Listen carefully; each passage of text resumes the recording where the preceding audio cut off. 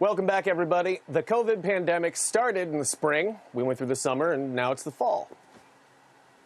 Feels like it's been several years at this point, doesn't it, Mike? Tonight, Leon-Bibb shares his thoughts on this 8 months in now to this pandemic and some other big changes of 2020 we have all seen. Came on us last winter, although most of us felt it staying in spring, a time when we look forward to leaving the insides of our homes and a kind of hibernation behind. Coronavirus in spring slowed our economic and educational and cultural pace at a time we wanted to savor the full sweetness of spring. In March, when the new season was getting its foothold, I was philosophical about celebrating the little things. Spring's rebirth reminds me of the eternal hope for the future.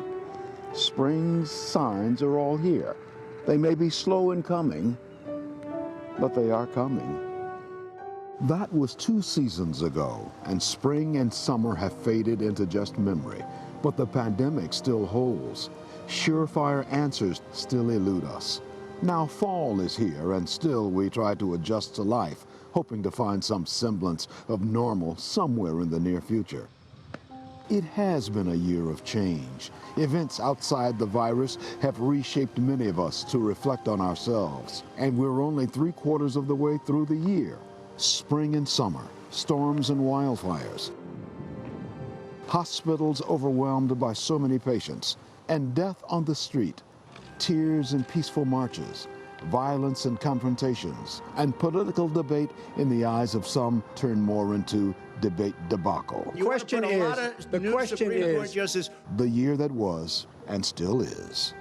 In just 3/4 of a year, all of these events seem to have converged and left many of us wondering, bewildered, and, yes, weary. After 6 months of being tested and often tossed about by the events of last spring and summer, we have now crossed into this autumn.